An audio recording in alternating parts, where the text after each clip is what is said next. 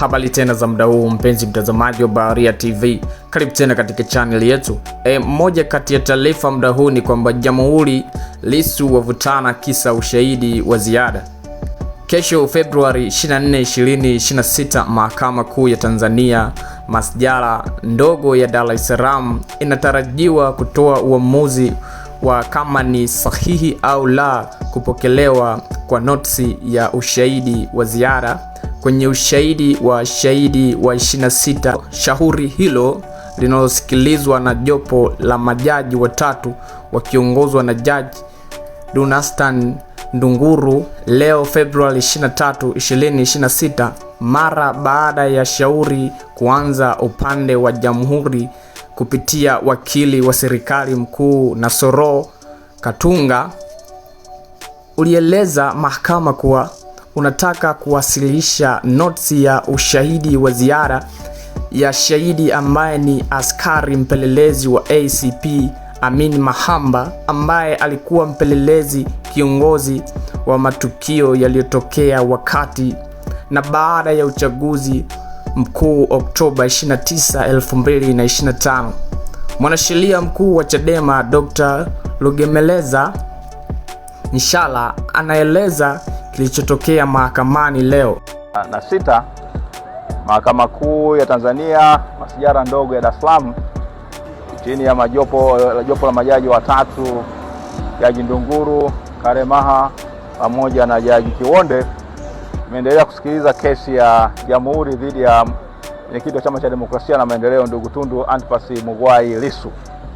Na leo ilikuwa kutokana na ile ahadi ambayo mahakama ilikuwa imetoa mnamo siku ya Ijumaa kwamba leo itakuwa ni siku ya kusikiliza, kupokea taarifa au notice ya serikali ya nia yao ya kuweza kuleta ushahidi wa ziada au ushahidi wa nyongeza tofauti na ule kwenye ule ambao walikuwa wameshautoa tayari kule katika mahakama ile ya ukabidhi ya Kisutu. Sasa yale maelezo ya Kisutu yaliletwa hapa mahakamani yakawasilishwa ule mwezi wa saba. Sasa kesi imeanza kusikilizwa na majaji, na mwisho wa siku sasa ushahidi unavyoendelea, siku ile ya Alhamisi serikali walileta notice mahakamani, wakamkabidhi mwenyekiti wa Chama cha Demokrasia na Maendeleo, alafu vile vile wakaiarifu mahakama kwamba wanataka kutumia huo ushahidi.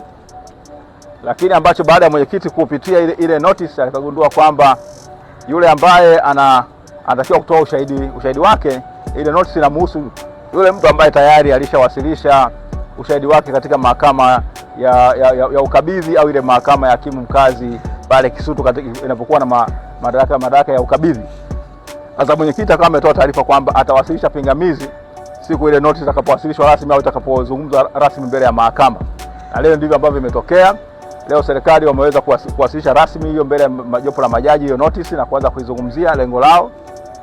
Sasa baada ya kumaliza mwenyekiti akawa amepinga kwa nguvu kubwa, akisema kwamba inamhusu mtu ambaye anaitwa ACP Amin Mahamba, ambaye tayari yeye ni shahidi katika hii kesi.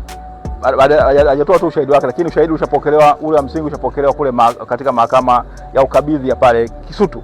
Kwa hiyo amesema kwamba ambacho wanafanya inapingana na kifungu cha 308 cha sheria mwenendo wa makosa ya jinai.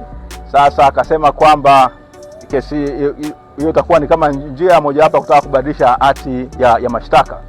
Kwa hiyo amesema kwamba huyu anayetakiwa kutumia katika chini kifungu hicho, amesisitiza sana kwamba ni ni shahidi ambaye hakuwa sehemu ya ushahidi au ambaye yule ambaye alitoa ushahidi wake au ushahidi wake unakiriwa na kuchukuliwa na mahakama ya ukabidhi, kwamba ule ushahidi ni ule ambao hauko mahakamani, ni kutokana na shahidi ambaye hakuwa amefanya nini, ameorodheshwa katika orodha ya mashahidi.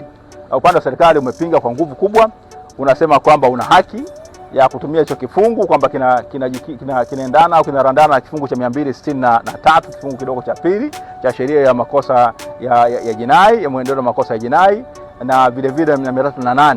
Kwa hiyo wakasema kwamba hakuna kitu kipya pale, kwamba tu ni shahidi tayari, wana lengo la kuweza kufanya nini, kuwasilisha nyaraka ya ziada, sio shahidi mpya. Wao lengo lao ni kuwasilisha nyaraka ya ziada ambayo inahusika na matukio ambayo yametokea wakati na baada ya uchaguzi wa mwaka 29 mwezi wa 10 mwaka 2025. Asante kwa kuifuatilia Baharia TV. Usisahau kulike, kusubscribe, kucomment na kushare.